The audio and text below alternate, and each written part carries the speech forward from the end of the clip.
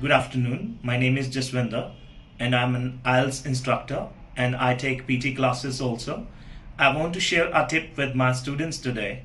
I think most of the students feel problem in pronunciation of English, and if they really want to know more about the pronunciation in English, they can contact me online or they can WhatsApp me. I think that pronunciation is very important task when we talk about PTE or IELTS, because pronunciation, when a person has a pronunciation wrong, then examiners, they do not give the best score to the candidate.